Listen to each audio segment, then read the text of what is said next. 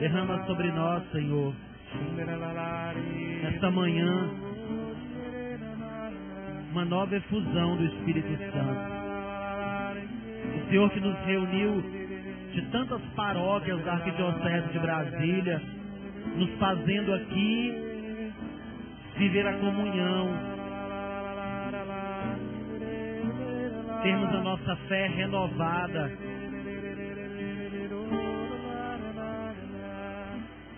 Derrama sobre nós, Senhor, uma nova efusão do Espírito Santo. Renova em nós a alegria da missão recebida.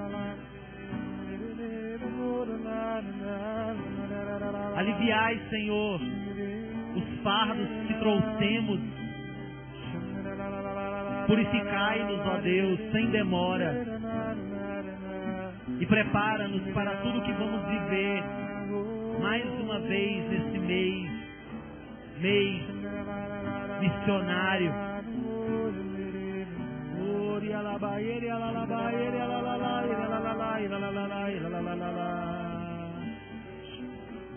Derrama sobre nós, Senhor, o Teu Espírito Santo. Vai intensificando a sua oração e recebendo do Senhor uma nova efusão do Espírito Santo, tomando posse de toda a unção, de toda a libertação que Deus preparou para nós nesta manhã, de bênçãos e de graça.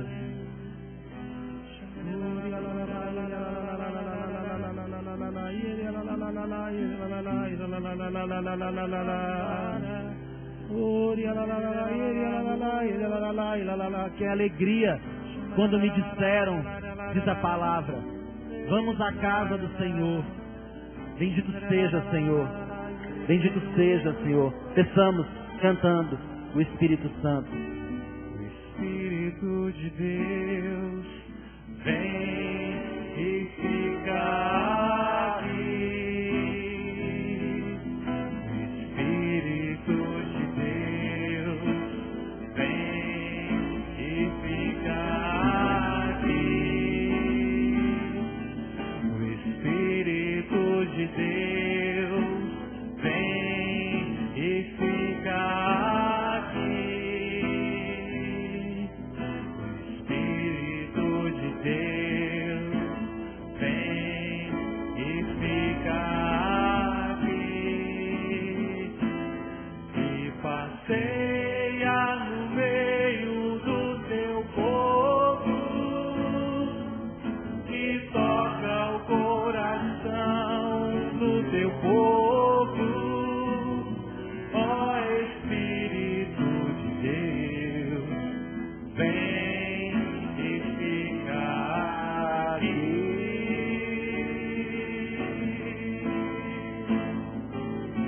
E passeia no meio do teu povo,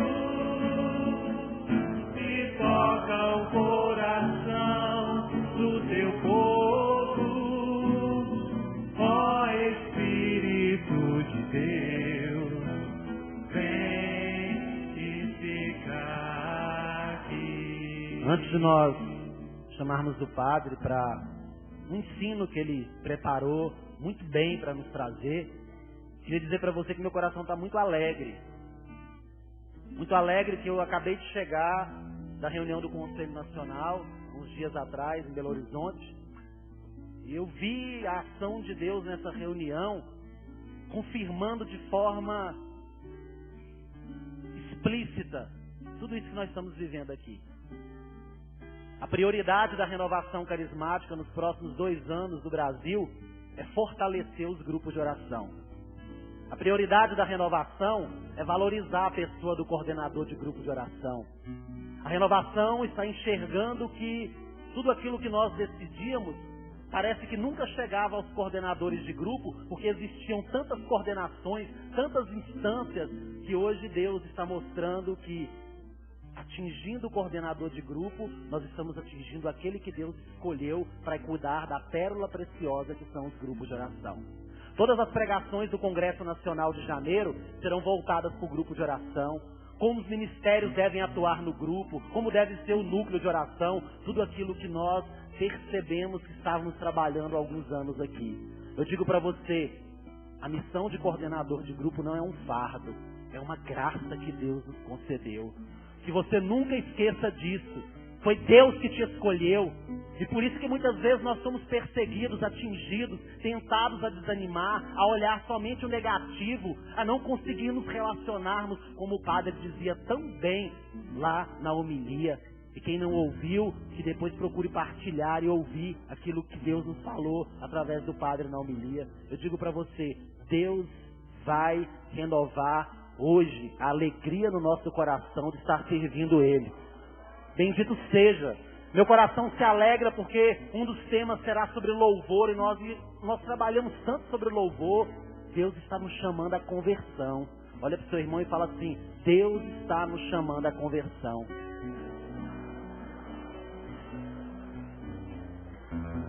E eu queria te convidar a nos prepararmos para ouvir essa pregação, louvando a Deus. Sabe por quê? O louvor neutraliza o mal. Quando a gente louva, nós estamos neutralizando o mal. E quando nós murmuramos, nós estamos atestando a nossa derrota. Deus está nos chamando muito tempo já a substituir a murmuração pelo louvor. Porque no meio dos louvores, Deus habita. Deus está conosco, estamos às vésperas do Vem Louvar. E Deus quer nos confirmar novamente como um povo de louvor. Gente, um povo de louvor mesmo sendo um povo que sofre. Um povo que passa por provações. Quem aqui passa por provações, sofrimento nas famílias? Levanta a mão. Então você continua com as mãos erguidas então e agora louve ao Senhor, porque Ele é maior do que os nossos problemas. Porque Deus é mais. Deus é mais. Deus é mais. Deus é maior do que as nossas limitações humanas. Lutemos para vivermos na graça de Deus, porque a renovação existe para o serviço à igreja e àqueles que são distantes de nosso Senhor Jesus Cristo.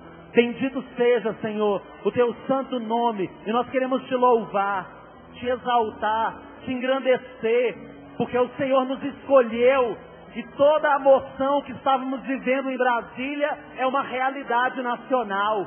Obrigado, Senhor, porque quando não entendemos o Teu plano, mas perseveramos, o Senhor atesta a Tua vontade. Glórias e glórias a Ti, Senhor. Glórias e glórias a Ti, Senhor. Glórias e glórias a Ti, Senhor. Bendito seja, Senhor, o Teu santo nome. Bendito seja, Senhor. A libertação acontece também no louvor. Bendito, exaltado. Vamos dizendo palavras para o Senhor, palavras que o exaltem, que engrandeçam o Seu santo nome. Obrigado, Senhor, porque a nossa fé é uma fé que se baseia na intimidade contigo. Obrigado, Senhor, porque as coisas não estão perdidas, porque Deus está vivo. Deus é o Senhor. Jesus reina, Jesus é soberano. Jesus tem o controle da situação e nós Te louvamos, Senhor, porque o Senhor renova as nossas forças, como renova as forças da águia. Obrigado, Senhor, porque estás no meio dos louvores. Bendito, exaltado, engrandecido seja, Senhor, porque o louvor neutraliza o mal e o louvor desmascara a ação de Satanás. Obrigado, Senhor, porque o louvor é como uma bomba que explode as potências diabólicas, que explode em chuvas de bênçãos para nós. Aleluia, glórias a Ti, bendito, exaltado, engrandecido seja o nome de nosso Senhor Jesus Cristo. Bendito seja Deus pelo Papa Bento XVI. Bendito seja Deus pelo nosso arcebispo Dom João. Bendito seja Deus por todos os sacerdotes. Bendito seja Deus pelo Padre Alexandre, bendito seja Deus pelo Padre Lindomar, bendito seja Deus pelo pároco dessa paróquia, o Padre Mateus, bendito seja o nome de nosso Senhor Jesus Cristo, bendito seja Deus pelo nosso pároco, bendito seja Deus pelas nossas famílias, bendito seja Deus pelos grupos de oração, bendito seja Deus pela renovação carismática católica, bendito seja Deus por essa reunião de libertação, essa reunião que cura, que traz alegria, que traz renovação espiritual. Obrigado, Senhor, obrigado, Senhor, obrigado, Senhor, porque o nosso louvor não é vazio, é um louvor que sobe como incenso ao trono da graça de nosso Senhor Jesus Cristo, porque no meio dos louvores Deus habita.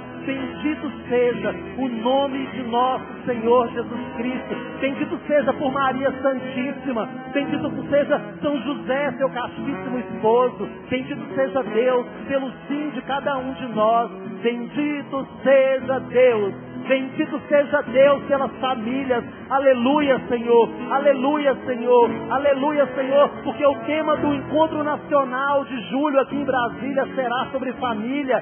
Isso atesta todo o trabalho que estávamos fazendo. Obrigado, Senhor, porque a renovação volta a olhar para a família como uma pérola preciosa, como a pupila dos olhos de Deus. Bendito, exaltado seja o nome de Jesus. Amém. Hoje é tempo de louvar a Deus. Em nós agora viva o seu Espírito. Então é só cantar e a Cristo exaltar, e sua glória encherá este lugar. Vem louvar,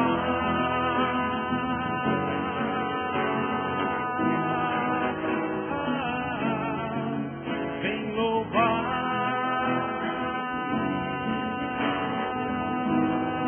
No meio dos louvores Deus habita. No meio dos louvores Deus habita. Que é seu prazer cumprir o que nos diz. Então é só cantar e a Cristo exaltar, e sua glória encherá este lugar. Todos juntos, vem louvar. Vem louvar, vem louvar, vem louvar, vem louvar. Glória a Deus, glória a Deus, glória a Deus, glória a Deus. Queria perguntar uma coisa para você. Você sentiu o ambiente sendo transformado por causa do louvor? Quem teve essa impressão, levanta a mão.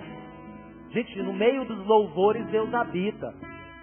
Alegria, uma paz, uma segurança de estarmos sendo conduzidos pelo Espírito Santo. Louvado seja o nome de Jesus Cristo. Bendito seja o nome de Jesus Cristo. O louvor atrai a unção de Deus. O louvor atrai bênçãos. É fonte de bênçãos celestiais. Então nós vamos continuar dizendo assim para o Senhor: obrigado, Senhor. Porque hoje nós tivemos a certeza que no meio dos louvores o Senhor habita. E onde um povo de louvor se reúne, o poder de Deus se manifesta. Obrigado, Senhor, porque nós assumimos hoje que somos um povo chamado a louvar em qualquer situação. Glórias e glórias a Ti, Senhor. Aleluia. Bendito seja o Teu nome. Amém. Aleluia, glórias a Ti, Senhor. Vem louvar,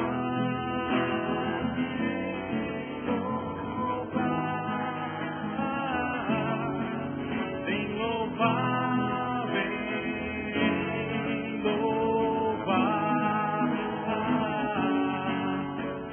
Deus, glória a Deus, glória a Deus.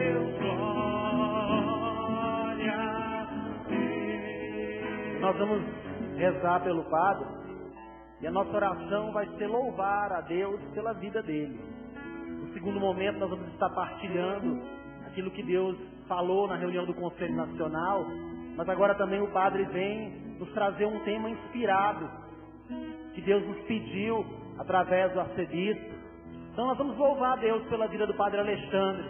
Quem não conhece, ele é o nosso diretor espiritual, pároco da paróquia Nossa Senhora do Calvário em Planaltina. Nós queremos louvar a Deus pelo dom da vida do Padre, pelo sim que ele deu a Deus para assumir esse ministério presbiteral. Agradecer a Deus pelo sim que ele deu em doar a sua vida a serviço da comunidade. Bendito seja o nome de Jesus por tudo aquilo que faz parte da vida do Padre, da sua família, seus paroquianos, seu vigário paroquial. Obrigado, Senhor, pelas comunidades que o Senhor confiou ao Padre Alexandre. Nós te louvamos e te bendizemos por tudo que o Senhor vai se servir dele agora para nos falar. Glórias e glórias a ti, Senhor. Glórias e glórias a ti, Senhor, por uma nova efusão do Espírito que derrama sobre o Padre. Obrigado, Senhor. E nós consagramos tudo aquilo que vamos ouvir e viver ao Imaculado Coração de Maria, rezando. Ave Maria, cheia de graça, o Senhor é convosco. Bendita sois vós entre as mulheres, e bendito é o fruto do vosso ventre, Jesus. Santa Maria, Mãe de Deus, rogai por nós, os pecadores, agora e na hora de nossa morte.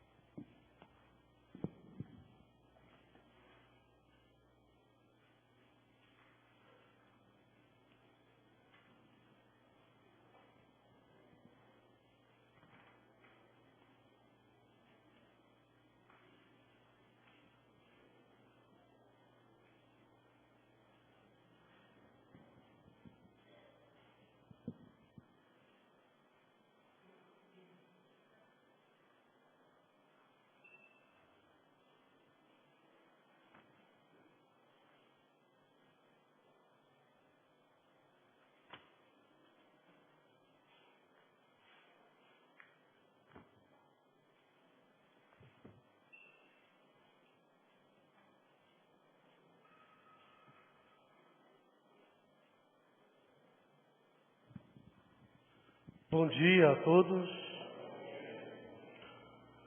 Bem, como o Ibrahim já colocou há pouco, essa formação que nós vamos ter hoje foi uma formação que Dom João me pediu como primeira incumbência quando ele me nomeou diretor espiritual da Renovação Carismática no dia 18 de abril deste ano. E já me deu logo de imediato essa incumbência de estar falando para vocês a respeito do Ministério da Libertação, especificamente da questão da existência do demônio e do exorcismo. Um tema muito forte. De lá para cá, a caminhada foi muito longa em aprofundando os temas em diversos aspectos, sejam eles psicológicos, psiquiátricos, parapsicológicos, teológicos e filosóficos. Então foi muito estudo para chegarmos onde nós vamos chegar hoje aqui, nesta palestra, e podemos usufruir do ensino da Igreja junto com a ciência a respeito deste tema. E o tema será orientações teológicas e pastorais sobre a existência do demônio e a prática do exorcismo. Esse é o tema da nossa formação, tendo em vista orientações que nós já sabemos da Igreja a respeito da figura do demônio, da existência do mal. principalmente os documentos, Orientações Teológicas e Pastorais da Renovação Carismática, coordenada pelo Cardeal Suenens, de 1988, onde ele diz a respeito da preocupação excessiva com o demoníaco e o exercício indiscriminado do Ministério de Libertação, que traduz uma distorção dos dados bíblicos e é prejudicial do ponto de vista pastoral. Depois nós temos outra orientação, e essa orientação parte do próprio documento 53, que eu vejo que alguns de vocês estão com ele em mãos, que nos fala a respeito do exorcismo, principalmente no número 67 e 68. Quanto ao poder do mal, não se exagere a sua importância e não se presuma ter o poder de expulsar demônios. O exorcismo só pode ser exercido de acordo com o que estabelece o Código de Direito Canônico. Por isso, seja afastada a prática onde houver do exorcismo exercido por conta própria. Procure-se ainda formar adequadamente as lideranças e os membros da RCC para superar uma preocupação exagerada com o demônio que cria ou reforça a mentalidade fetichista, infelizmente presente em muitos ambientes. Então é nesse ponto, nesse número 68, que eu gostaria de enfatizar. Formar adequadamente lideranças e membros da RCC acerca deste assunto, que o nosso arcebispo Dom João Braz de Assis me encomendou. Pois bem, vivemos num mundo então de indiferentismo religioso, de ceticismo, cheio de modismo e também de superstições. Falar sobre essas realidades é importante porque muitos grupos de oração lidam com a realidade da libertação, no Ministério da Libertação, como é difícil também trabalhar no Ministério de Libertação, quando ali nós presenciamos coisas que parecem ser extraordinárias, parecem não ser extraordinárias. Então, como chegar a um discernimento acerca disso, né? Alguns acham hoje em dia que exorcismo é superstição medieval, a igreja ainda acredita em demônio. Outros são levados ao fanatismo, demonizando tudo e todos. Então, falar sobre essas realidades apavoram alguns e fascina outros. Então, o que nós pretendemos é buscar um equilíbrio acerca do assunto, porque muita gente mesmo não gosta até mesmo do nome exorcismo, né? Parece espantar a nomenclatura. Muita gente não gosta por duas razões. A primeira, porque não surge no Novo Testamento, no contexto verdadeiramente cristão. Nunca é usado por nosso Senhor ou por seus discípulos. Em segundo lugar, por causa das inúmeras práticas errôneas e supersticiosas que estão comumente ligadas a esta palavra, que nós vemos aí então neste mundo. Mas o exorcismo, ele é parte necessária do Ministério da Libertação. Isso nós não podemos negar. É parte desse ministério para certas pessoas que se encontram então, de alguma forma ou de outra, oprimidas pelo demônio. Por isso, a orientação sadia acerca da existência do demônio e da prática do exorcismo se faz necessária. As fontes pesquisadas: Sagrada Escritura, que é o principal texto, depois documentos da Igreja, Catecismo da Igreja Católica, Ritual de Iniciação Cristã para Adultos, Ritual de Exorcismos, Sagrada Congregação para a Doutrina da Fé. Escritos dos Papas Paulo VI e João Paulo II e do Cardeal Medina Esteves. Os exorcistas e especialistas pesquisados: Padre Gabriele Amós, exorcista da Diocese de Roma; Padre Mendonça Pantoja, exorcista e coordenador dos padres exorcistas da Arquidiocese do México; Frei Elias Vela, UFM Conventual, exorcista principal da Arquidiocese de Malta; Monsenhor Corrado Balducci, jesuíta, demonologista e especialista em possessão diabólica; Padre Wagner Baia da Rocha, membro da Associação Mundial dos Exorcistas, presidida pelo Padre Gabriel Amós; e outro texto também, que eu esqueci de citar, Padre Oscar Quevedo, jesuíta, Antes que os Demônios Voltem. Essa é a obra, né, onde eu vou explorar um pouco, ao menos alguns parágrafos ali no que diz respeito à parapsicologia. No primeiro ponto, nós precisamos, então, termos em mente a realidade da existência do demônio. O demônio existe, é um ser real, foi criado por Deus, não como demônio, nós sabemos, mas quando Deus criou todas as coisas invisíveis, Ele criou os anjos. E os anjos são esses seres invisíveis, sem corpo, espírito puro, que tem a sua liberdade, que tem a sua inteligência, e que por conta própria resolveu, então, se rebelar contra Deus. Então, não foi somente um que se rebelou contra Deus, mas muitos anjos se rebelaram contra Deus, dentre todas as classificações que nós temos da hierarquia dos anjos. Precisamos cada vez mais, então, mergulharmos na Escritura para percebermos que o demônio existe, é um fato.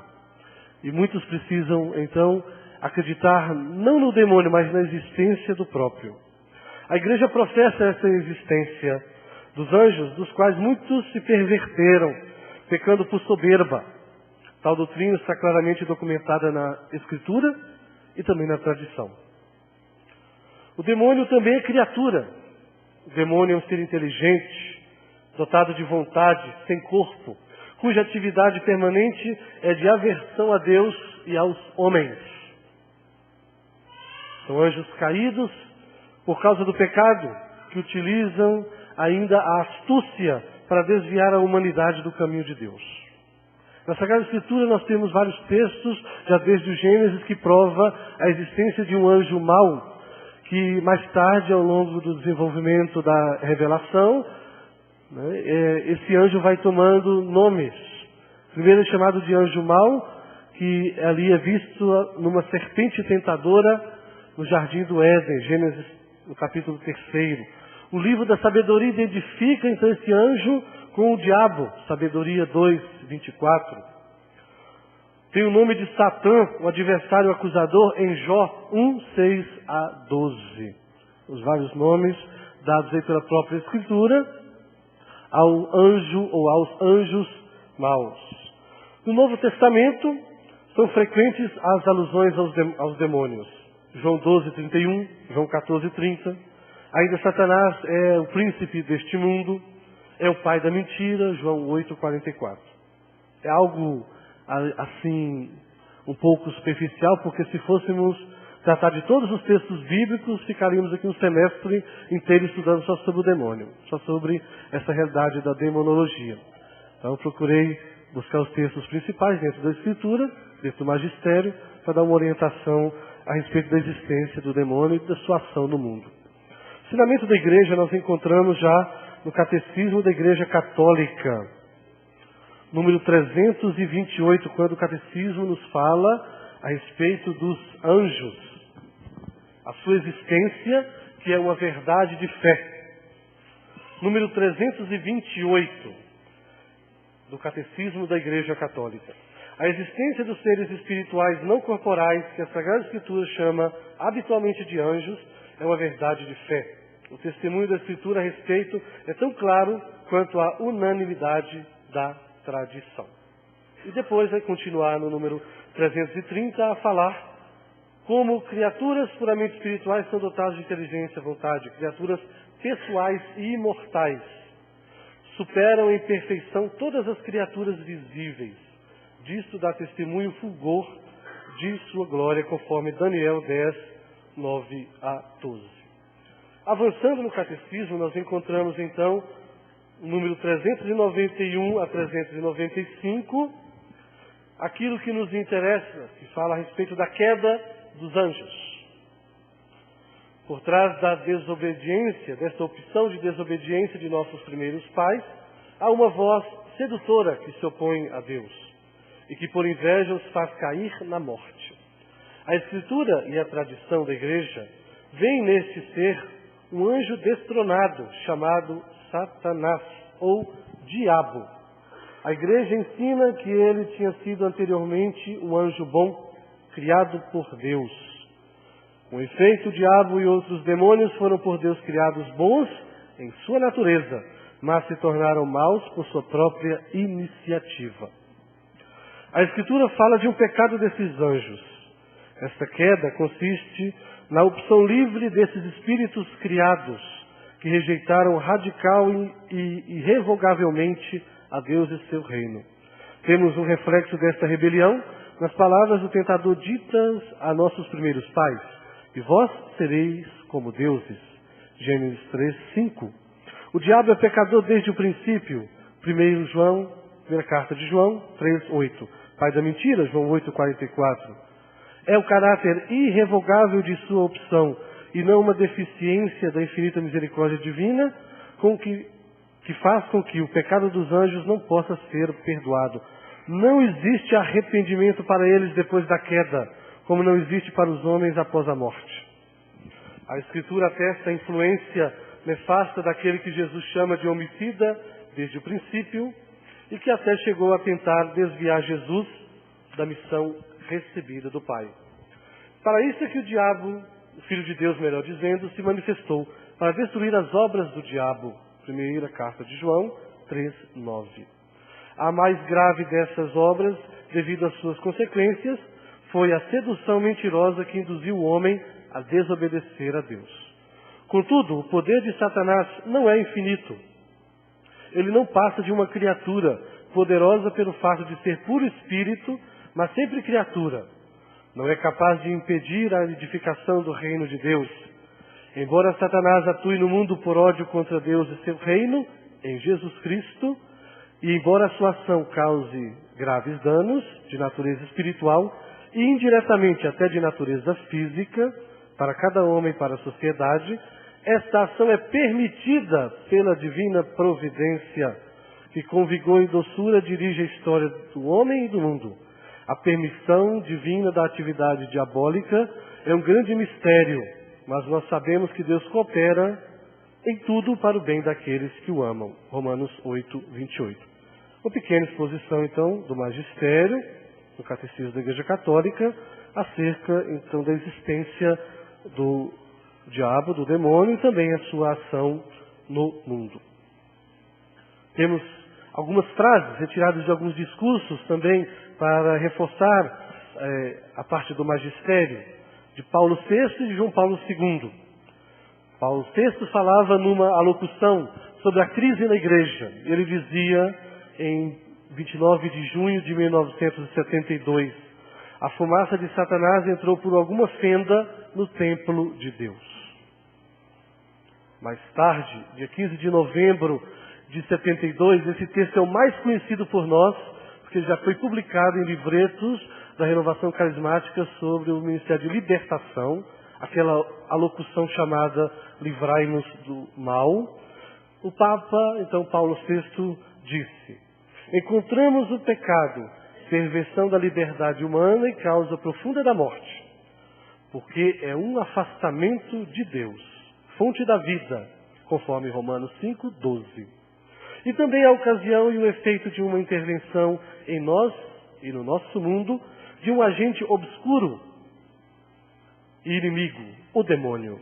O mal já não é apenas uma deficiência, mas uma eficiência, um ser vivo espiritual pervertido e perversor. Trata-se de uma realidade terrível, misteriosa e medonha. Conhecemos, todavia, muitas coisas deste mundo diabólico, que dizem respeito à nossa vida e a toda a história humana. O demônio é a origem da primeira desgraça da humanidade. Foi o tentador pérfido e fatal do primeiro pecado, o pecado original, conforme Gênesis 3, Sabedoria 1:24. Com aquela falta de Adão, o demônio adquiriu um certo poder sobre o homem, do qual só a redenção de Cristo nos pode libertar. Outra frase de Paulo VI: o demônio existe, é o inimigo oculto misterioso que semeia erros e desgraças na história humana. E outra de João Paulo II, em visita ao Santuário de São Miguel Arcanjo, dia 24 de maio de 87. Esta luta com o demônio é sinal, ainda hoje, é atual, melhor dizendo, ainda hoje, porque o demônio ainda está vivo e operante no mundo. Daí nós partimos, então, depois do embasamento bíblico e magisterial, a presença do demônio através da tentação e sua ação. Através dos textos que acabamos de citar, então o Antigo Testamento reconhece a atuação do demônio na figura sagaz da serpente, a partir da tentação, da queda e da expulsão de Adão do paraíso. Por isso o demônio sendo anjo sem corpo, é mais perspicaz do que o homem. Sabe dissimular-se sorrateiramente e fazer crer que o mal é um bem e vice-versa. O bem é o mal. Os primeiros pais foram tentados pela perspectiva de serem iguais a Deus, arbitrando entre o bem e o mal. Foi pela mentira que ele os seduziu, levando-os ao pecado e à morte.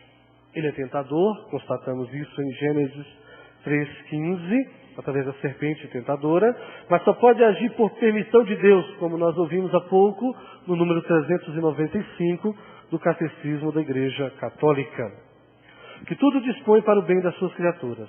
A tentação pode e deve fortalecer a fidelidade da pessoa tentada a Deus, conforme 1 Coríntios 10, 13, onde nós encontramos que o Senhor não nos envia nenhum tipo de provação acima de nossas forças. Esse é o texto desta passagem de 1 Coríntios 10, 13, que concorda com o número 395 do Catecismo da Igreja Católica. Entramos nas atividades extraordinárias do demônio, pois ali, no Jardim do Éden, só foi uma influência, um sopro no ouvido de Adão, no ouvido de Eva. Agora não, agora o demônio vai ter uma manifestação, uma atividade extraordinária. Poderíamos entrar no campo agora das possessões diabólicas. O que é a possessão? Primeiro, uma definição. É o estado ou condição em que o corpo ou a mente de um indivíduo são supostamente possuídos ou dominados por uma entidade, um ser, força ou divindade que lhes é externa ou que não se manifesta habitualmente nas atividades da vida diária.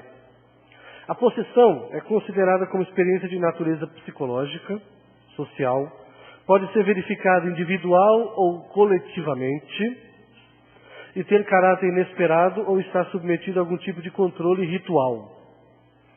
Em diversas sociedades e culturas, figura como episódio ou experiência central da vida religiosa. Podemos dividir, então, genericamente as formas de possessão em algumas categorias. O espírito opressivo, o espírito tem a capacidade de sugar a energia do indivíduo, os efeitos são sentidos como um cansaço, vontade de chorar, que podem cessar de um momento para outro. Uma manifestação ali corriqueira, passageira. A leitura do Salmo 23 é o mais indicado contra o espírito opressivo.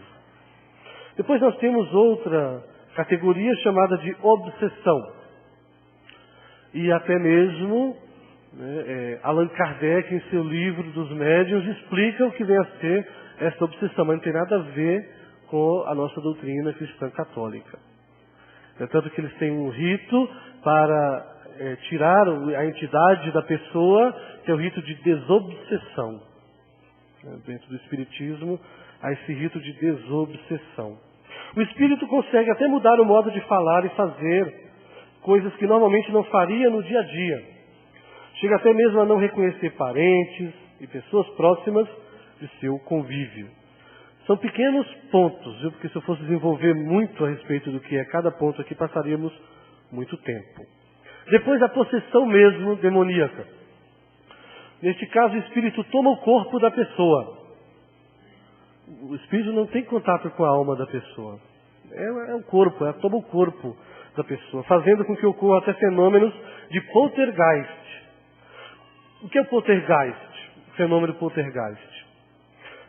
Na parapsicologia é explicado dessa forma. É um conjunto de fenômenos produzidos espontaneamente, que consiste em ruídos e deslocamento de objetos, podendo ter duração indeterminada. A parapsicologia explica que nós temos dentro de nós, de natureza, poderes internos, o poder de mente, o poder também de deslocar objetos, de fazer com que uma imagem chore sangue, mel, água.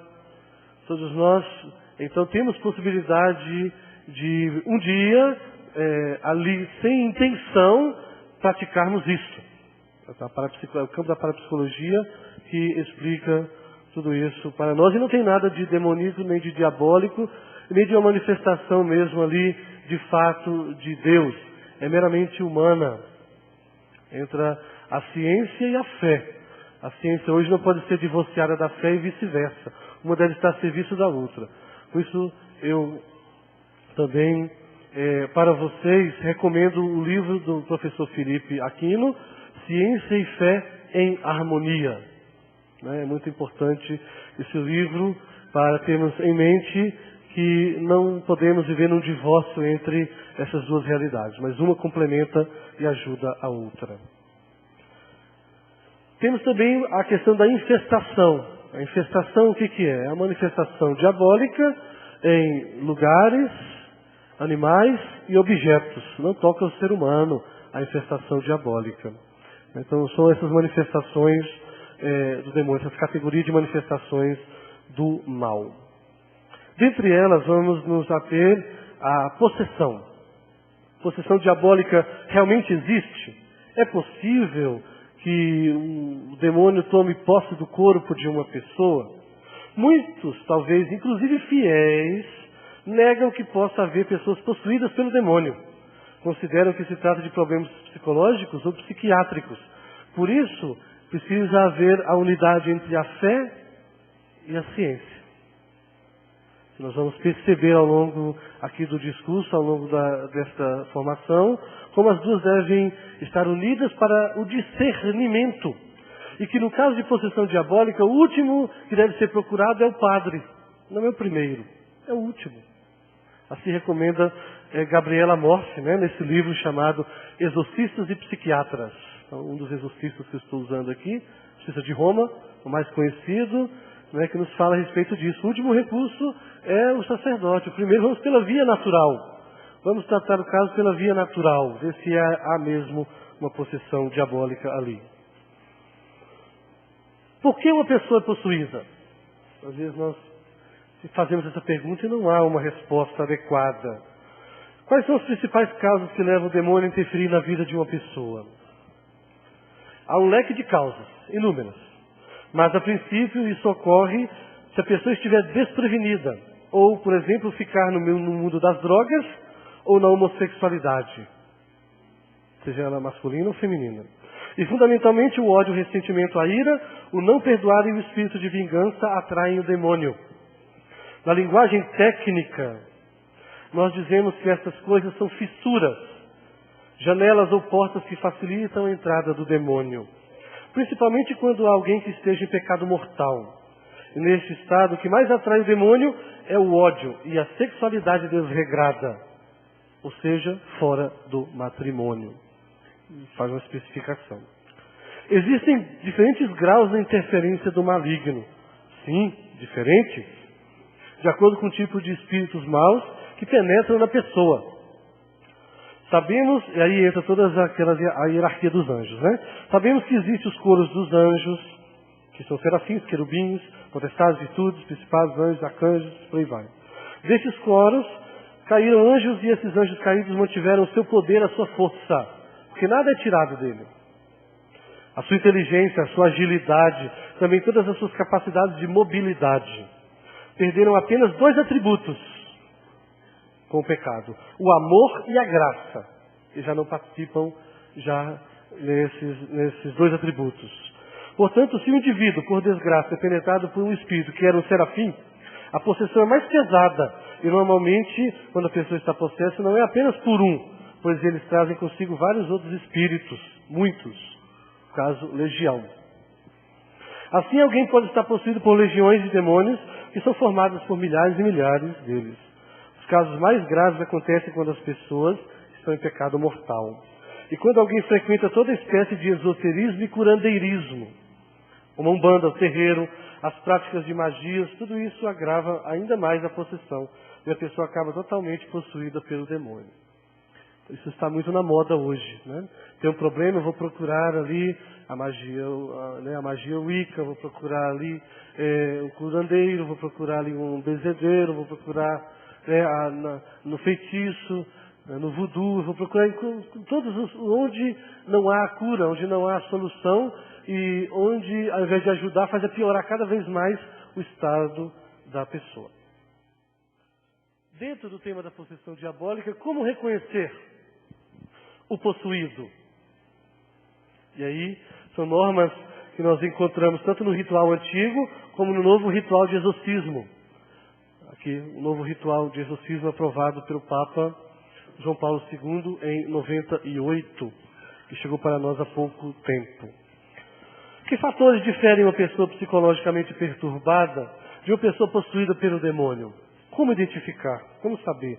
Há sinais que distinguem os demoniados, mas a igreja recomenda que se recorra à avaliação de psiquiatras para evitar confusões com casos de histeria e esquizofrenia. E é nesse ponto que Padre Quevedo toca, muito forte. A pessoa possuída pelo demônio, a princípio, ela tende a apresentar sintomas característicos como falar línguas estranhas. Na linguagem técnica psiquiatra, né, também é usada essa palavra que nós falamos tanto na renovação carismática católica, né, a xenoglossia, o falar várias línguas estranhas, não conhecidas.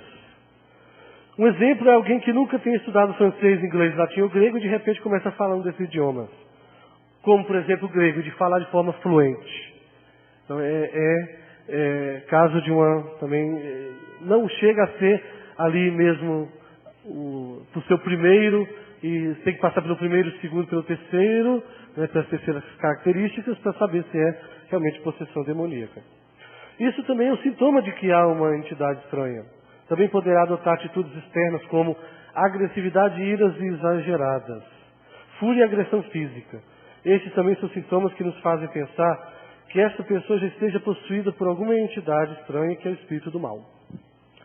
Podemos dizer, então, segundo o ritual antigo, não o novo, que a caracterização como possessão está norteada pelas categorias que definem estes casos e que põe os 3 sinais tradicionais para se reconhecer o caso como é. Então, primeiro, uso de línguas desconhecidas, revelação de coisas ocultas que nenhum meio natural pode explicar e a exibição de forças que ultrapassam notavelmente as forças naturais do sujeito. Rituale Romano, 1880, página 322. Mas é interessante notar que essas três características também são notadas em pessoas perturbadas. E aí?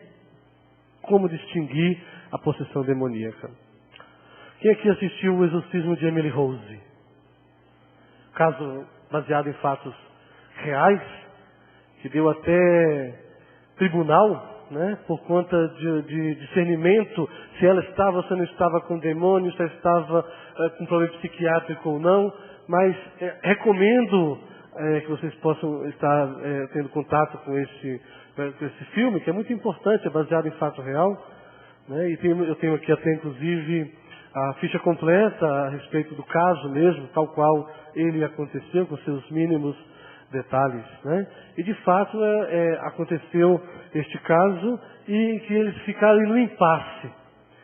É ou não? É uma possessão demoníaca ou não? A mulher está possuída, Emily Rose está possuída, que é Annelise Michel, ou não está possuída? Como é isso, né? Então é importante notar que essas características também fazem parte de uma pessoa que está perturbadamente vivendo a sua vida, né, ali de forma perturbada, conturbada. Depois, aquilo que eu falava agora há pouco a respeito da ciência e da fé, nós precisamos da ajuda dos cientistas. Primeiro, as provas científicas sobre a existência dos espíritos.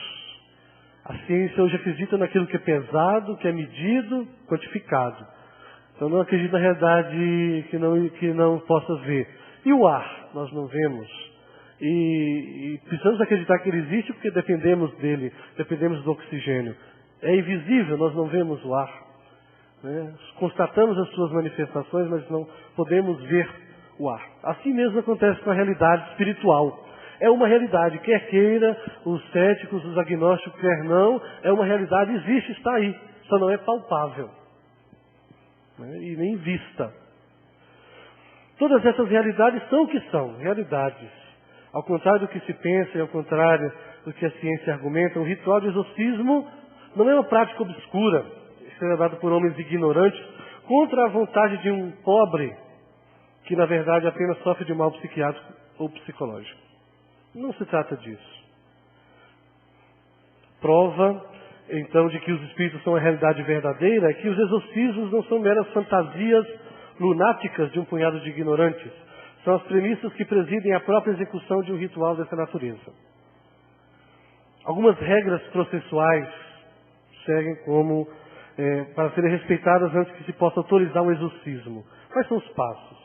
O exorcismo, primeiro, o exorcismo apenas pode ser realizado por um sacerdote especialmente preparado para o efeito. Segundo, o exorcismo tem de ser executado com aprovação e supervisão do bispo local. Sem autorização não se pode realizar exorcismo. Nenhum padre pode realizar um exorcismo chamado solene. Solene. O exorcismo apenas pode ser realizado com o consentimento da pessoa, vítima do fenômeno espiritual. Como foi o caso de Emily Rose, que pediu. No caso do filme, ela pediu que fosse exorcizada, a família concordou e esteve presente. Quer dizer, tem que ter uma permissão da própria pessoa. Eu quero, me exorcize. Tire o mal que está em mim. Nós não podemos chegar lá e simplesmente o exorcista impor as mãos se não tiver seguido todo esse processo. Quarto, o exorcismo só pode ser realizado após a sua confirmação científica, em primeiro lugar. Depois espiritual, o que implica a verificação de certos sinais espirituais, ou seja, se esses sinais não se verificarem, não se pode confirmar que é uma possessão. B. A rigorosa investigação científica do caso que visa atestar que na realidade não se trata de um caso de doença física ou mental, mas sim de uma verdadeira possessão. Isso significa então que o exorcista, aquele que está ali, vai executar em nome do bispo, com autorização do ordinário local, este ritual, antes que lhe seja permitido realizar, tem de procurar provar de forma cientificamente fundada que o caso é, em análise, verdade, e sem sombra de dúvida, um assunto de natureza espiritual, antes de ser levado para o bispo. Então, quer dizer, é um processo que deve ser respeitado. O próprio padre exorcista deve tomar, então deve levar para o bispo já o caso concreto. Não levar para o bispo, está acontecendo a possessão ali. Não, já levar o caso concreto, se trata ou não de uma possessão, né, diabólica.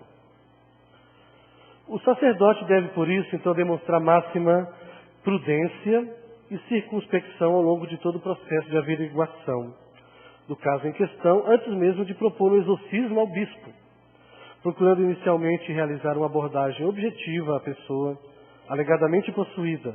Abordagem essa que é uma verificação sobre o verdadeiro estado da pessoa, ou seja, verificando se a pessoa não será alguém que simplesmente sofre de doença física ou psicológica.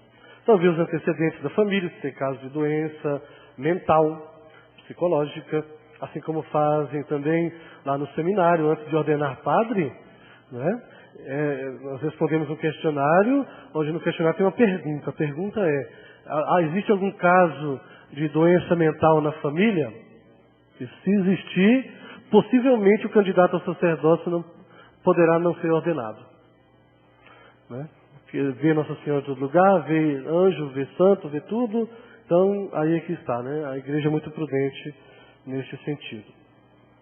O sacerdote apenas decide se uma pessoa está verdadeiramente possuída depois de uma diligente investigação, na qual se procura consultar peritos em áreas médicas, psicológicas, psiquiátricas e mesmo espirituais. Apenas após este rigoroso processo de peritagens científicas, se chega à conclusão de estar perante de um caso de possessão por parte de entidades espirituais das trevas. E quando assim sucede, para desgosto de alguns agnósticos, a própria ciência torna-se um instrumento de validação e prova científica da existência de espíritos e de demônios. Padre Gabriel Amorf, em 1999, ele foi questionado acerca, né, de algumas coisas relacionadas ao exorcismo. E ele, em 99, com 74 anos de idade, se eu não me engano, ele afirmou ter realizado 50 mil exorcismos. E dos 50 mil exorcismos, 84 eram de fato possessões diabólicas. O resto era somente ali uma obsessão, uma opressão. Não era algo mais do que isso. Não precisava do rito do exorcismo solene, aquele que é feito segundo, né, também a fórmula de Leão XIII. que é utilizado, né, de forma solene. Então, vejam, né, de um universo de 50 mil atendimentos de possessão, somente 84, de fato, eram possessão diabólica, verificado pela ciência. Por isso é necessário andar junto ciência e fé. Segundo as normas de observação e análise desse tipo de fenômeno espiritual, é bom repetir, é bom bater na tecla, né? Os sinais de possessão demoníaca numa pessoa são capacidade de possuir, de falar línguas estranhas, que desconhece, e não tem nem a possibilidade de conhecer essas línguas, aquilo da conhecimento sobre coisas ocultas, desconhecidas e distantes, manifestação de força física e fenômenos físicos anormais. De acordo com a prática seguida pelo Vaticano, tudo é feito para evitar a percepção de que o exorcismo esteja relacionado com superstições ignorantes ou infundadas, mas antes é um processo atestado por meios científicos e com veracidade inegável. Para depois não cairmos, como daqui um pouco vai seguir, a questão desse tema dentro da mídia, numa chacota, numa brincadeira, né, com a realidade do mal. Como então finalmente chegamos a um discernimento? O padre Mendonça, exorcista da Arquidiocese do México, vai responder a esta pergunta. Como o exorcista então distingue os casos de possessão dos casos de perturbações de outro gênero? O Código de Direito Canônico, o próprio novo ritual, e assim também o catecismo, estabelecem que antes de fazer o exorcismo maior, o solene, deve fazer-se um discernimento. Esse discernimento nós tocamos há pouco, né? Além desse discernimento, é preciso notar também se essa pessoa, ela tem ali em si esse desejo mesmo de separar-se veemente de Deus, aversão completa ao Santíssimo Nome de Jesus, Virgem Maria, santos, imagens, lugares e objetos sagrados. São discernimentos feitos pelos próprios padres exorcistas quando estão atendendo as pessoas, né? Vamos chegar ali, por exemplo, os padres exorcistas pegam um crucifixo e aí coloca diante da pessoa que ele está atendendo, só para ver a reação da pessoa. Segura esse crucifixo, quer dizer, sinais, jeitos que possam ali também dar a conhecer se a pessoa tem ou não aversão a esses objetos sagrados, as coisas santas. De tanto falar de exorcismo, agora vamos definir o que vem a ser o exorcismo, né? Definimos possessão, agora a possessão, a posse, agora vamos tirar. E para tirar precisa ser definido também. O que significa a palavra exorcismo? Ela vem do grego, exorkimos, ato de fazer jurar, pelo latim exorcismos, cerimônia que visa esconjurar os espíritos maus, forçando-os a deixar os corpos possessos ou dominar sua influência sobre pessoas, objetos, situações ou lugares. Na Bíblia nós temos vestígios de exorcismo. Apesar que a religião judaica ela não reconhece como exorcismo, porque não reconhece o demônio, mas reconhece uma figura, uma entidade má, não reconhece a figura do demônio em si, como nós temos na nossa doutrina cristã, então não é necessário tanto ali o exorcismo. Mas nós encontramos na literatura judaica, no livro de Tobias, que tem uma influência assíria, narra um exorcismo praticado mediante oração e utilização das vísceras de um peixe. Né? Sabemos deste caso ali com também o arcanjo, né, Rafael. O Novo Testamento não apresenta modificações essenciais no que se refere ao exorcismo. O Evangelho de Marcos é o que insiste de maneira mais realista nos exorcismos praticados por Jesus e por seus discípulos. Por isso, um padre chamado Irineu Rabuski, sacerdote da Diocese de Santa Cruz do Sul, fez esse livro, fininho, né? Só o estudo de uma passagem bíblica, 11 versículos, Marcos 3, de 20 a 30, chamado Jesus Exorcista. Esse livro aqui, nós temos de forma desenvolvida, bem desenvolvida, bem respaldada exegeticamente, também na parte da hermenêutica, da interpretação, né, todo o texto bíblico e destrinchado acerca do ministério de Jesus e também a colaboração de seus discípulos nesse mesmo ministério. E daqui a pouco vamos chegar num texto que é importante sabermos interpretar interpretá-lo. E a igreja dá uma interpretação séria a respeito dele. Em certos casos, trata-se de expulsar o demônio do corpo de possessos ou lunáticos. Em outros, da cura de enfermidades atribuídas à ação do demônio. Os evangelistas se servem dessas vigorosas ilustrações para demonstrar a vitória de Cristo sobre Satanás e também para mostrar como o povo se libertou do pecado. João 12:31, chegou o momento de ser julgado este mundo e agora o seu príncipe será expulso. Esses milagres seriam o sinal da instauração do reino de Deus. Se, porém, eu expulso demônios pelo Espírito de Deus, certamente é chegado o reino de Deus sobre vós. Mateus 12:28. Jesus procede muito diversamente em presença de um doente e em presença de um possesso. Isso é interessante notar, e tem vários textos bíblicos, eu só gostaria de deixar aqui dois para a comparação de vocês poderiam depois comparar esses dois textos. Então Jesus procede diversamente na presença de um enfermo, uma enfermidade, uma doença, e na presença de um possesso. Mesmo quando doentes e possessos apresentam os mesmos sintomas. O exemplo, claro, é a cura do surdo-mudo, em Marcos 7:32-35, e o exorcismo aplicado ao possesso mudo, em Marcos 9:17-29. Jesus se comporta de forma diferente diante de uma realidade e de outra. Precisamos, então, aí nesse texto, buscar, então, aí o discernimento para ver mesmo se a pessoa ela é possessa ou se ela está com uma enfermidade e como tratar dessa pessoa. No Novo Testamento, então, que se encontram as referências aos chamados exorcismos. As citações referem à expulsão maléfica do corpo de possessos, da cura de enfermidades atribuídas à ação do demônio. Os exorcismos são realizados pelos evangelistas, aparecem como forma ilustrativa da vitória de Jesus contra o mal.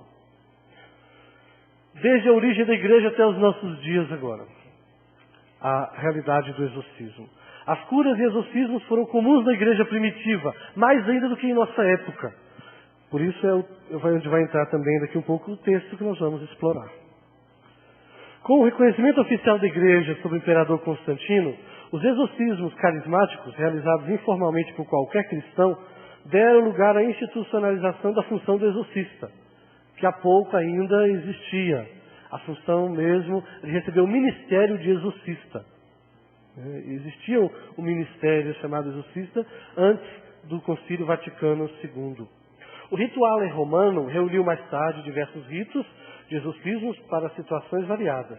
Também as igrejas reformadas estabeleceram tais ritos, quer dizer, as que saíram de nossa igreja católica com ali aquele momento de Lutero, né, toda a sua cisão ali. O racionalismo do século XVIII conseguiu explicar muitos mistérios supostamente sobre-humanos, o que também sucedeu de modo ainda mais intenso com a descoberta do hipnotismo e da psicologia profunda no século XIX. Um salto muito grande aqui, porque não podemos avançar muito, mas dá só o que é básico. A Igreja Católica, como também algumas denominações protestantes, admitem os exorcismos ordinários, contidos no rito do batismo. Então, por isso, o RICA. Se nós pegarmos o RICA, no ritual do batismo, nós encontramos o exorcismo menor. Esse exorcismo menor, e aqui mesmo no próprio ritual está escrito, primeiros exorcismos. Ritual de iniciação cristã de adultos, quer dizer, onde o adulto entra para o catecumenato e recebe todos os sacramentos da iniciação cristã. Oração de exorcismo. Oremos, Deus Todo-Poderoso e Eterno, que nos prometestes o Espírito Santo por meio do vosso Filho unigênito, atendei a oração que vos dirigimos por estes catecúmenos que em vós confiam. Afastai deles todo o espírito do mal, todo o erro e todo o pecado, para que possam tornar-se templos do Espírito Santo. Fazei que a palavra que procede da nossa fé não seja dita em vão, mas confirmai-a com aquele poder e graça com que o vosso Filho unigênito libertou do mal este mundo. Então, essa oração de exorcismo que nós encontramos no ritual de batismo. Também no ritual de batismo de criança nós encontramos uma chamada oração de exorcismo, que é feita ali no momento pela pessoa, que é uma oração que pode ser feita, claro, com a permissão do bispo. Um leigo pode chegar a batizar uma pessoa validamente, mas quer dizer, uma oração, um exorcismo menor, e esse sim pode ser realizado, mas dentro do rito somente do batismo, esse exorcismo menor, chamado menor. O maior é aquele solene, que precisa de um ritual, muita preparação, né, até vários anos de luta contra o maligno que está ali, jaz ali dentro do corpo de uma pessoa.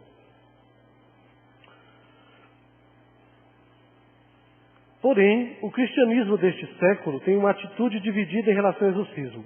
Por um lado, mantém distância de sua prática, atuando mais próximos a psiquiatras e médicos e autorizando estudos para esclarecer este fenômeno. Mesmo assim, a Igreja oculta os casos confirmados de possessão, prática dos rituais de expulsão. Um relatório sobre exorcismo foi compilado pela Igreja da Inglaterra em 1972 por uma comissão que incluía representantes tanto católicos e um consultor psiquiatra. Apesar de pretender desbancar as possessões, acabou fortalecendo essa ideia quando relacionada à possessão de lugares. A interferência demoníaca é comum em lugares não consagrados, assim como em conexão com sessões espíritas. Porém, este relatório considera exorcismos de pessoas extremamente duvidosos.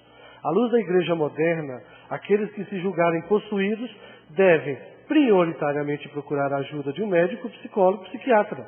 Recorrer ao sacerdote cristão é considerado o último recurso. Daí vem então do mau uso, da má informação, da má formação das pessoas, os rituais emotivos e teatrais. A apelação que nós encontramos na TV e no cinema, a começar por todos os filmes feitos da série Exorcista. Se eu não me engano, 4 filmes que foram feitos da série O Exorcista, desde 73 até o mais atual. O exorcismo também virou tema de programa de TV. E virou atrativo agora assistir esse programa, né? Em horário nobre, em rede nacional, são exibidas cenas de fiéis possuídos. São submetidos a rituais de exorcismos. Se são casos verídicos ou momento de encenação de pseudo-atores, cabe a cada um usar o seu bom senso. Não deve ser mostrado em TV algo que mesmo que seja uma realidade espiritual, que provoca até mesmo o maligno. Não somente na TV, mas até no cinema, como foi citado há pouco, a série do filme O Exorcista. Na verdade, a problemática da obsessão tem sido tratada na mídia de forma aterrorizante e macabra, o que, ao invés de levar a esclarecimento, causa distorção da realidade. Por isso que muitos, como no início, lá no início, uma das razões por que as pessoas não gostam do termo exorcismo é porque também elas associam o termo com práticas ali supersticiosas.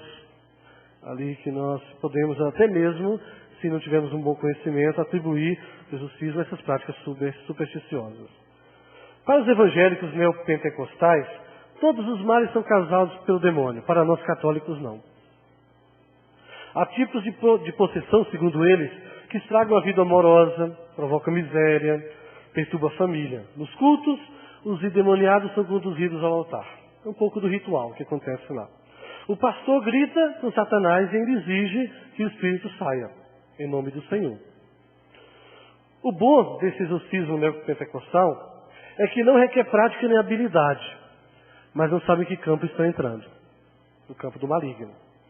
Basta que a pessoa crente seja crente de fato e tenha fé, ao ponto de demonstrar que tem plena autoridade para expulsar o mal. Nota-se que expulsar demônios dentro da igreja protestante é muito importante, porque conta pontos na hierarquia espiritual dos líderes. Quanto mais eu expulso o demônio, mais eu subo na hierarquia. Mesmo no meio protestante, onde alguns membros cogitam se algumas possessões não seriam apenas carência afetiva, existe dentre eles que pensam assim, problemas psicológicos ou vontade de aparecer do demoniado da vez, mas quem diz isso também deve estar tomado pelo diabo. Quer dizer, muitos são tolhidos, nesse sentido até no meio protestante, porque chegam lá diante disso, são jogados fora. Então você que diz que não existe demônio aqui nessa pessoa, então você que está encapetado, então vai embora, né? Você que está com o demônio, por negar a essência do demônio nessa pessoa que está aqui nesse momento. E daí o exorcismo ali, o pentecostal, é uma festa mesmo. Não admira o que acontece, né? Nos admira o que acontece na chamada Organização Universal, né? Que é a Igreja Universal, onde inúmeros são os endiabados que aparecem por lá para serem curados, né? Com as mãos para trás, uma máscara de som digital ali, né? Ou de som eletrônico no rosto, às vezes até a voz do Pato Donald, né? Ameaçando acabar com a vida financeira deste ou seduzir o marido daquela. Segundo o padre Gabriel Amorf, o mais difícil na fase dentro de um exorcismo é fazer com que o demônio fale. É o mais difícil, segundo o exorcista que nós temos, que é o Gabriel Amorf, que é o maior especialista do mundo, o maior exorcista do mundo. É conseguir que o demônio fale. Isso é difícil. Para saber do que se trata, o que está ali dentro do corpo da pessoa. Se é se é uma legião. A fase mais difícil é essa, arrancar ali de toda forma uma fala do demônio. E ali acontece de forma natural, é uma entrevista com o demônio, né? Praticamente ali acontece de uma forma natural, espontânea. Por isso é preciso então fincarmos os pés em nossa doutrina cristã católica e percebermos, né, que nós não podemos entrar neste campo, porque é um campo que não pertence aos fiéis, em parte. Eu tenho uma boa notícia para todos, né?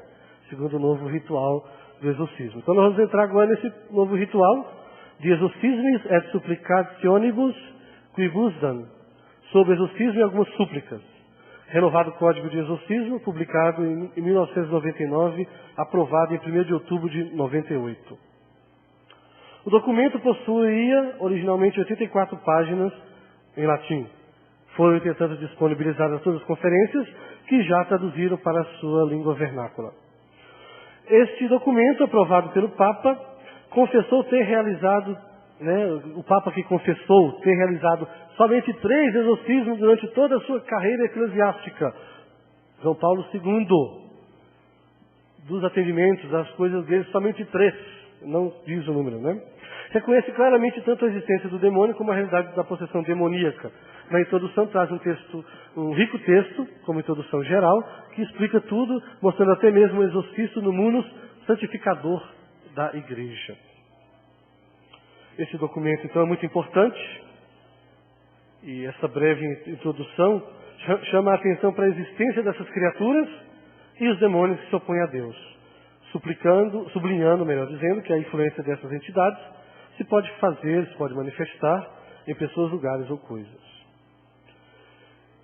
Existe uma apresentação do cardeal Jorge Arturo Medina Esteves, quando ele foi apresentar o novo rito ao mundo. Ele fez um texto interessante, foi publicado dia 26 de janeiro de 99. Nesse texto, um parágrafo é importante notar. Influência através da mentira. O mundo hoje parece que a mentira virou moda, né? E as pessoas não consideram mais a mentira como pecado. Então diz o cardeal, só esse ponto eu gostaria de tocar no texto do cardeal Jorge Arturo Medina Esteves.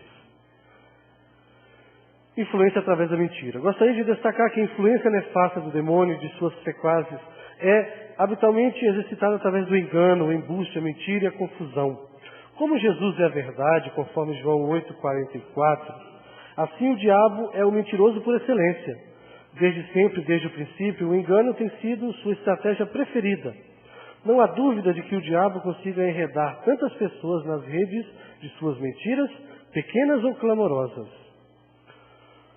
Engana os homens fazendo-os crer que a felicidade se encontra no dinheiro, no poder, na concupiscência carnal. Engana os homens persuadindo-os de que não têm necessidade de Deus e que são autossuficientes, sem necessidade da graça e da salvação. Inclusive, engana os homens diminuindo e mais, fazendo desaparecer o sentido do pecado, substituindo a lei de Deus como critério de moralidade pelos costumes ou as convenções da maioria. É viver no modismo do mundo de hoje. Nós padres percebemos muito isso na confissão sacramental. Né? Quando uma pessoa chega, padre, eu fiz isso. E eu fiz isso. Só que o segundo pecado que ela contou, né, que ela considera o grande pecado, não é pecado. E o primeiro é que é o grande pecado. Quer dizer, veja como perde-se a noção, o senso do pecado. e classificamos aquilo, os pecados, os mais leves como grandes pecados, os mais graves, às vezes nem consideramos como pecado. Persuade as crianças de que a mentira é um modo apropriado para resolver diversos problemas, e assim, pouco a pouco, cria entre os homens uma atmosfera de desconfiança e de suspeita. Por trás das mentiras e dos enganos que trazem consigo a imagem do grande tentador, a imagem do demônio, dessa figura nefasta, desenvolvem-se as incertezas, dúvidas, um mundo onde não há mais segurança nem verdade, e onde, ao contrário, reina o relativismo e a convicção de que a liberdade consiste no fazer o que quiser. Assim, não se entende mais que a verdadeira liberdade é a identificação com a vontade de Deus, fonte do bem e da única felicidade possível. Olha o que é a liberdade. Identificação com a vontade de Deus. Eu sou livre à medida que eu me conformo à vontade de Deus para a minha vida. Ele que é fonte do bem e da única felicidade possível. O texto é longo, gostaria de colocar só isso por conta de um zelo pastoral que nós padres estamos percebendo dentro do âmbito da confissão sacramental. O uso do exorcismo. O exorcismo visa expulsar demônios ou livrar da influência demoníaca, e isso pela autoridade espiritual que Jesus confiou à igreja. Bem diferente é o caso de doenças, sobretudo psíquicas, cujo tratamento depende da ciência médica. É importante, pois, verificar, antes de celebrar o exorcismo, se trata de uma presença do maligno ou de uma doença. Catecismo da Igreja Católica, número 1673. O exorcismo, já falei há pouco, do exorcismo simples e o solene. O exorcismo solene, celebrado nos casos de obsessão, possessão diabólica. É um sacramental, não é um sacramento que a pessoa recebe. É uma oração em nome da igreja para a libertação daquela pessoa do maligno. Não é um sacramento. Sacramentais, segundo a definição do Código de Direito Canônico, no número 1166, são sinais sagrados pelos quais a imitação, em certo modo, dos sacramentos tem significado e são obtidos por intercessão da igreja, efeitos principalmente espirituais. Diante dessa realidade, o Papa, nosso atual Papa Bento XVI, ainda cardeal, quando era cardeal, Joseph Ratzinger, prefeito da Congregação para a Doutrina da Fé, em 24 de setembro de 1985, fez um pequeno documento, algumas linhas, com algumas diretrizes importantes para o exorcismo. Há alguns anos, certos grupos eclesiais multiplicam reuniões para orar com a intenção de obter a libertação da influência dos demônios, mesmo quando não se trate de exorcismo propriamente dito. Tais reuniões são efetuadas sob a direção de leigos, inclusive quando está presente o sacerdote. Aí vem o parecer. Dado que a Congregação para a Doutrina da Fé foi interrogada a respeito do que pensar perante tais fatos, então esse dicastério julga necessário transmitir a todos os ordinários a seguinte resposta. Primeira, o cano 1172 do Código de Direito Canônico declara que ninguém está autorizado a realizar exorcismo sobre pessoas possessas, a não ser que o ordinário do lugar, quer dizer o bispo, tenha concedido licença peculiar e expressa para isso. Primeiro, determina também que essa licença só pode ser concedida pelo ordinário do lugar a um presbítero piedoso, douto, prudente e com integridade de vida. Não pode ser qualquer padre, não pode ser qualquer sacerdote. O discernimento está aí. Por conseguinte, os senhores bispos são convidados a urgir a observância de tais preceitos. Segundo, destas prescrições, segue-se que não é lícito aos fiéis cristãos utilizar a fórmula de exorcismo contra Satanás e os anjos apóstatas contidas no ritual que foi publicado por ordem do Sumo Pontífice Leão XIII. Muito menos é lícito aplicar o texto inteiro deste exorcismo. Os senhores bispos tratem de admoestar os fiéis sobre este propósito sempre que haja necessidade, como é o caso da nossa orientação do arcebispo de Brasília. Consultando alguns livros que nós conhecemos muito bem e que tem nós lemos muito, o livro Orações de Cura e Libertação, do padre Alberto Gambarini, Orações de Poder, Esses livros, alguns deles já mais atuais, já contêm, já tem uma nota. Essa nota que foi publicada em 85 já contém essa nota da proibição do uso, né, da oração do Papa Leão XIII, que é aquela oração completa de exorcismo. Mas na nota fala que os fiéis podem utilizar de modo privado, não aplicando a nenhuma pessoa, de modo privado, uso privado, né? Quer dizer, pode usar para uma sua oração pessoal, sem colocar o nome de ninguém nessa oração. Porque para isso, né, para colocar o nome de alguma pessoa, aí já implicaria também ali o sacerdote. Nessa oração de Leão XIII, porque todas as outras orações de libertação, prescritas nos livros de orações, são permitidas aos fiéis. São permitidas. Mas como forma de intercessão, e nunca de forma direta de estar ali, né, como exorcista expulsando o demônio. Então, o cristão fiel leigo age por trás, numa intercessão, e ali sim ele pode colocar o nome da pessoa. Aí sim ele pode dizer o nome da pessoa, que o padre ou o grupo de padres, com leigos também presentes, estão lá tentando tirar o demônio. Então, uma equipe de intercessão que pode rezar diretamente pela pessoa. Nunca dizendo o nome dela ali dentro da oração privada do exorcismo. Por fim, pelas mesmas razões, os senhores bispos são solicitados a velar para que, ainda nos casos que pareçam revelar alguma influência do diabo, com exclusão da autêntica possessão diabólica, pessoas não devidamente autorizadas não orientem reuniões nas quais se façam orações para obter a expulsão do demônio. Orações que diretamente interpelem os demônios ou manifestem o desejo de conhecer a identidade dos mesmos. A formulação dessas normas de nenhum modo deve dissuadir os fiéis de rezar para que, como Jesus nos ensinou, sejam livres do mal. De forma nenhuma. O cardeal, o nosso Papa, não está proibindo. Além disso, os pastores poderão se valer desta oportunidade para lembrar o que a tradição da Igreja ensina a respeito da função própria dos sacramentos e a propósito da intercessão da bem-aventurada Virgem Maria, dos anjos, dos santos, na luta espiritual dos cristãos contra espíritos malignos. Aproveito a oportunidade para expressar a Vossa Excelência meus sentimentos de estima enquanto continuo sendo dedicado no Senhor. Josef Ratzinger, cardeal, prefeito, Congregação da Doutrina da Fé.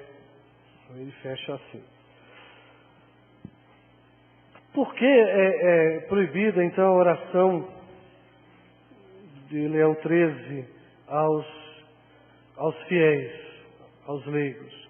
Porque o exorcismo inicia com a palavra: eu te ordeno, espírito maligno, pelo Deus Todo-Poderoso. E quem pode, então, conjurar o espírito é somente aquele que está praticando o exorcismo, o sacerdote. É só ele que pode conjurar o espírito. Então, o fiel leigo não pode ter esse embate direto com o demônio. É isso que a igreja quer preservar, que se entenda bem, preservar na vida dos fiéis. Tem pessoas preparadas para exercerem tais ofícios de exorcistas. Então, para que ficar se expondo à ação maligna à toa se nós temos pessoas devidamente preparadas para tal? É a exposição. A igreja vela por isso. Pela exposição direta do fiel, interpelando o demônio. Então, o demônio, vai lá o fiel, demônio, você sai em nome de Jesus. É isso que está proibido de ser feito. Interpelar o demônio. Chegar diretamente e dizer: qual é o seu nome, demônio? Vamos lá, se manifeste. Não é assim. Por isso a oração de intercessão. Que o ritual do exorcismo vai trazer aqui várias orações autorizadas para os fiéis realizarem. É importante esta orientação da igreja, esta orientação que o nosso arcebispo está querendo passar para a renovação carismática de Brasília. Não como uma forma de correção, de tolher, mas como um zelo pastoral. É importante vermos a intenção do bispo, é um zelo pastoral de não expor aqueles que não estão preparados para o ministério, para viver um momento forte como esse, viver e depois ser destruído por uma influência maligna também. É zelo da igreja, não é pegar no pé. É um zelo que a igreja tem, partindo até mesmo do nosso Papa, antes de ser Papa, do cardeal Ratzinger. Quem é o exorcista? O que é o exorcista? A identidade do exorcista. Padre Mendonça responde: é um bispo ou um sacerdote designado por este, que por mandato de Jesus e do nome de Deus, Pai, Filho e Espírito Santo, faz uma oração na qual, de forma imperativa, em caso de possessão diabólica, ordena a Satanás, diretamente sair e deixar em total liberdade o processo, ou de forma deprecativa, quer dizer, de intercessão, de súplica. Pede-se que, pelo sangue precioso de Cristo, a intercessão da Virgem Maria, seja libertada uma pessoa, lugar, casa ou coisa de toda influência demoníaca, seja infestação, obsessão, opressão. Qualquer pessoa pode ser um exorcista? Padre Mendonça responde, não.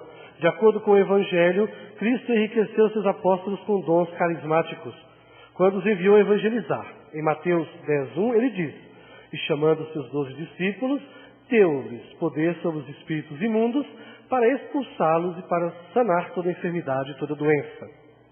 Pode-se ler também em Marcos 16, 17 a 18. E esse texto é muito rico para nós. Quem tiver a Bíblia pode abrir aí Marcos 16.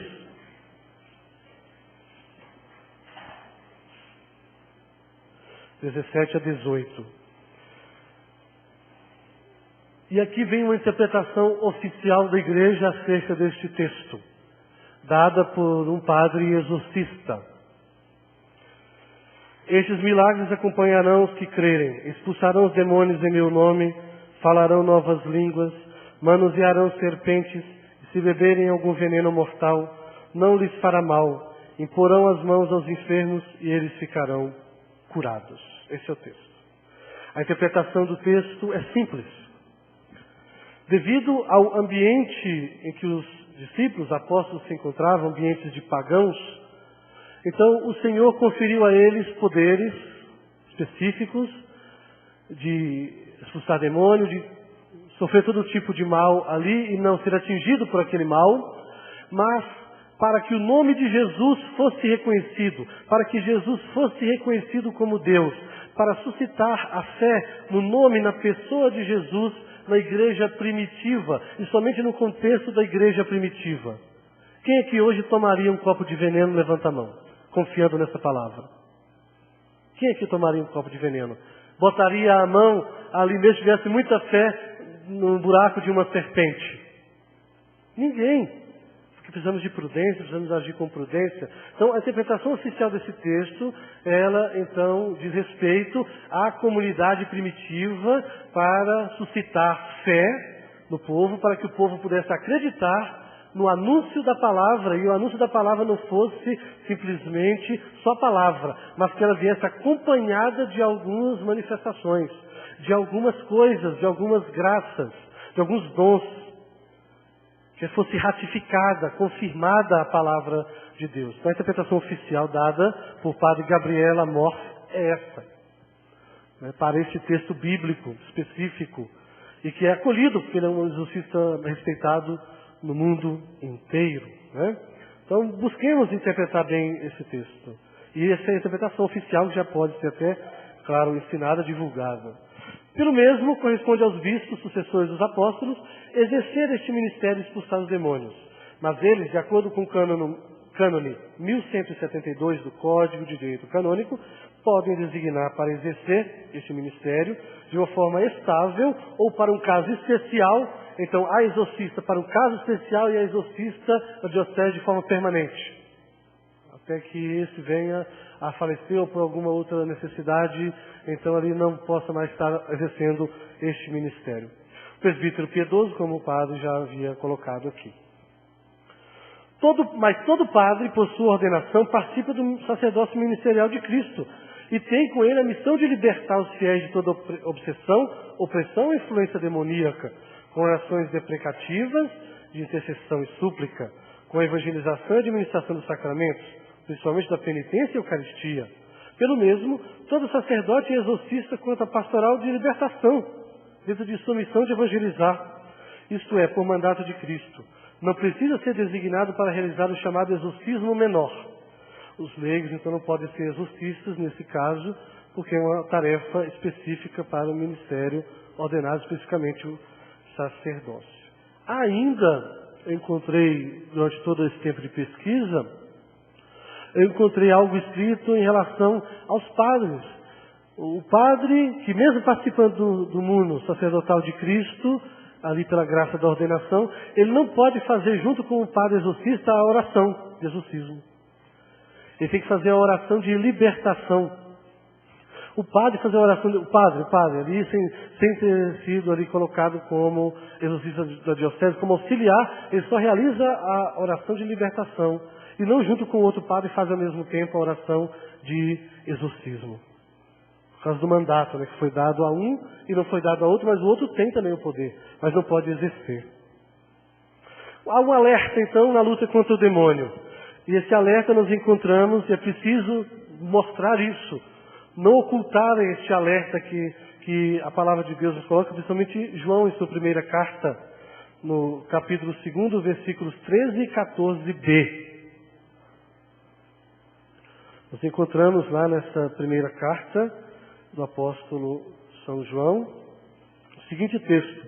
Tem como título Perigos do Mundo. 13b. Jovens, eu vos escrevo porque vencestes o maligno. 14b. Jovens, eu vos escrevi porque sois fortes, e a palavra de Deus permanece em vós, e vencestes o maligno. Agora, por que o Padre está falando num texto que tem o termo jovem? Porque o jovem hoje é que está sendo aliciado, nesse sentido da iniciação ao ocultismo, ao satanismo. São nossas crianças, são nossos jovens. Há pouco tempo atrás, eu fui à banca da Matriz, lá na paróquia São Sebastião, em Planaltina, e fui lá comprar uma revista, né?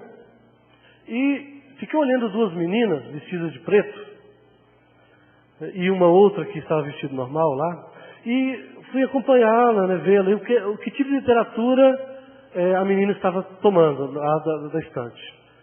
E eu não. Menina, mocinha, deve ser aquelas revistas Carícia, né, coisa de namorado, aquele negócio todo, né? E não, quando eu cheguei lá, era uma revista chamada Witch, bruxa, né? E lá tinha um conjuntinho de cartas, ensinando, então, um baralhinho para fazer feitiço, conjunto de cartas, kit de fazer um feitiço para o namorado, para isso, para aquilo, para aquilo outro. Então, veja, nossos jovens estão sendo atraídos por tudo isso, debaixo dos nossos narizes. Ali, influência satânica, diabólica.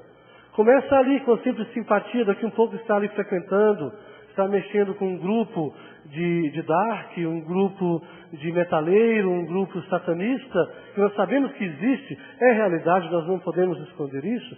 Existem os grupos satanistas, que ali, né, quer queira, quer não, estão agindo, ali aliciando nossos jovens. Um jovem de minha paróquia estava metido num grupo como esse, graças a Deus agora está na comunidade Luz Divina, a Maria Ricarda está presente aqui, né? Então um dos jovens estava metido no satanismo, e aí ele me pediu, padre, eu estou ouvindo um certo tipo de música, o rock que eu estou ouvindo é esse. Eu falei, traga as músicas que você está ouvindo. Vamos lá. Baixei da internet todas as traduções das músicas e falei, toma, leia e tome a sua decisão. A tradução está aquilo que você está escutando e não está sabendo o que está escutando. Letras demoníacas, quer dizer, através da música, da cultura, da veste, tem que se diferenciar, tem que frequentar ali a bruxaria, agora a novidade, a bruxaria Wicca. Temos que ali comprar a Bíblia Satânica de Antônio Lavey, que está aí, você vai ali na Só de Ler, Siciliano, você encontra essa Bíblia, a bruxa satânica, você encontra todos os tipos de literatura, a exposição para os jovens. Então, o zelo, por que eu digo isso? Vocês são coordenadores de grupo de oração. E dentro de seus grupos de orações tem muitos jovens. E os jovens estão sofrendo essa influência do maligno. Então, zelem para o jovem, que é o futuro da igreja. Que depois, mais tarde, são eles que estarão aqui tomando também lições, formações para a sua vida. É o futuro do seu grupo de oração jovem. Por isso, invista no jovem. Procure saber o que o jovem está fazendo, está assistindo, está lendo, está buscando o esoterismo. Tantas outras formas de bruxaria, de feitiçaria, de voodoo, nós encontramos aí, de magia negra, de pentagramas, né?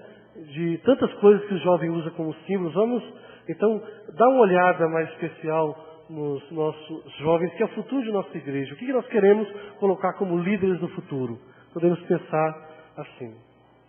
As estratégias do cristão. A defesa do cristão. Outra pergunta, que remédio há para combater a ação do demônio? A resposta é fácil de ser formulada, embora seja difícil de pôr em prática, nos diz o Papa Paulo VI. na locução Livrai-nos do Mal de 1972. Poderíamos dizer que tudo aquilo que nos defende do pecado nos protege, por isso mesmo, contra o inimigo invisível. A graça é a defesa decisiva. A inocência assume um aspecto de fortaleza. E depois todos devem recordar o que a pedagogia apostólica simbolizou na armadura de um soldado, ou seja, as virtudes que podem tornar o cristão invulnerável. O cristão deve ser militante, deve ser vigilante e forte. Algumas vezes deve recorrer a algum exercício ascético especial para afastar determinadas invasões diabólicas. Jesus ensina indicando o remédio na oração e no jejum. E o apóstolo indica a linha mestra que se deve seguir. Não te deixes vencer pelo mal, vence o mal com o bem. Romanos 12, 21 e Mateus 13, 29. A arma do cristão, a defesa do cristão é a oração. Necessidade de orar sem jamais esmorecer. Lucas 18, 1. Orar sem cessar. 1 Tessalonicenses 5, 17. 1 Pedro 5, 8 a 9. O leão que está rugindo está à nossa volta. Resistir esse leão firme na fé, esse demônio. Também a armadura do cristão em Efésios 6, 10 a 18. A oração é sempre o recurso do cristão. Dar sentido e eficácia à usual invocação da nossa oração principal, Pai Nosso. Hoje nós encontramos ali uma cláusula, uma petição. Senhor, livra-nos do mal. Livra-nos do mal. Até na oração do Pai Nosso nós encontramos ali uma pequena oração de exorcismo que está nessas pequenas palavras. Mas livrai-nos do mal. É a pequena oração de exorcismo, aquilo que nós chamamos de exorcismo simples. Que o Senhor nos ensinou. A luta contra o mal não é uma batalha que se enfrenta solitariamente. O padre exorcista não está sozinho ali. Mas é um compromisso que se assume com toda a igreja. A igreja toda sente-se convocada a combater o mal. E por isso é uma ação comunitária. Por isso o padre Mendonça dizia na sua entrevista acerca dos auxiliares de libertação. Aí que está. Aí que entra o protagonismo dos leigos. Aí que entra a importância dos leigos no ministério sacerdotal lá do exorcista, lá da libertação. Por isso se faz auxiliar de libertação. Quem são e o que fazem? Padre Mendonça responde. Auxiliares de libertação são os sacerdotes que não têm o caráter de exorcista, aquilo que eu falava há pouco, médicos, psiquiatras, religiosos, leigos, que ajudam o sacerdote exorcista no discernimento, ou auxiliando no exercício de seu ministério, bem como a sua oração de intercessão ou em diversas eventualidades. Os sacerdotes auxiliam com a oração de libertação, e os leigos com oração de intercessão. O sacerdote não exorcista oficial pode fazer exorcismo menor e a oração de libertação, auxiliado por sua vez por todos os leigos que o acompanham no discernimento e com orações de intercessão. Uma orientação sadia acerca do que nós podemos ter acerca da realidade do demônio. Quem pode rezar por uma pessoa possuída pelo demônio? Claro que todos nós podemos. Mas cada um dentro do seu ministério, dentro da sua função, dentro da igreja, isso é bom preservar, isso é importante. A perturbação maligna pode ser psíquica ou meramente física. Pode ser que ela atinja somente uma das partes do corpo, mas são várias as formas. O princípio básico e fundamental para se rezar por alguém é estar em estado de graça. Se você não está em estado de graça, seja sincero no momento em que alguém te recrutar para o auxílio, para a oração de intercessão por alguém que esteja realmente possesso. Diga, não estou preparado, não estou em ação de graças. Seja fiel. Preservando, para preservar a sua identidade como cristão, a sua pessoa. Em profunda comunhão com Jesus, ter fé, ser humilde. Essas 3 condições são indispensáveis para que a pessoa tenha condição de rezar por alguém. E se em volta da pessoa, por quem se reza, se tiver 1, 2 ou 3 pessoas em pecado mortal, a libertação e a cura tornam-se difíceis. Não impossíveis, mas tornam-se difíceis. Por quê? Adiadas porque estas estão sob o domínio do maligno. Isso contribui e dá mais forças ao demônio que tem de ser expulso daquela pessoa. Daí a necessidade de não se ajuntar muita gente ao redor da pessoa por quem se está rezando. E se ter a certeza de que todos que estão ao redor estão em estado de graça, em condições para ajudar, para que a libertação aconteça o mais rápido possível. Então, isso são orientações que são importantes para a nossa vida de fé. O contato com o padre Oscar Quevedo seria, mais no sentido da parapsicologia, o que ele diz acerca da epilepsia e do histerismo. O paciente, então, veremos os principais caracteres da epilepsia, ou mal sagrado, quando analisarmos o caso de endemoniado que os discípulos de Jesus não puderam curar. Este endemoniado ao pé do Monte Tabor é um caso típico. O paciente perde repentinamente a consciência e os sentidos, emite um agudo grito e cai por terra. É epiléptico. No grande ataque, há impressionantes contrações violentas, contorções. Às vezes, nos ataques, recupera em parte a consciência, mas alterada. Obnubilada, age furiosamente, enraivecido, ações que parecem impossíveis, tanto pela agibilidade como pela força ou pelas contorções. Por isso, ciência e fé devem andar juntas. Nos casos mais benignos, ao menos rechina os dentes, respira afanosamente ou sai baba pela boca, acelera-se o pulso, transpira copiosamente. Antes do ataque, o paciente sente indefinido mal-estar, chamado aura epiléptica, durante o qual seu raciocínio se descontrola. Pode, então, falar em demônios. Pode falar da existência deles. Após uns minutos, irrompe subitamente a crise. O ataque dura no máximo 15 minutos. Discernimento. Após o ataque, o paciente passa por um período de aniquilamento, ou sono recuperador. Mesmo após o sono, o paciente pode queixar-se de forte dor de cabeça, sente dores difusas pelo corpo, fica às vezes passageiramente paralítico, é facilmente irritável e hipersensível, sofre alucinações, automatismo, psicografia, por exemplo. Dá livre curso a divagações, às vezes sobre temas religiosos ou demoníacos mesmo. Em outras ocasiões, não expressa angústia e desnorteamento por palavras, senão por gestos e caretas que vão do grotesco ao aterrador. Enfim, passa facilmente a histeria. Histericamente pode fingir estar sob ataque epilético horas inteiras.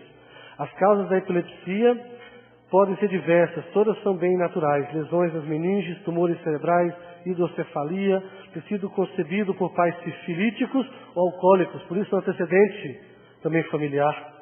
Loucura demonopática. A respeito comenta muito acertadamente o eminente professor da Universidade de Paris, Jean Lermite.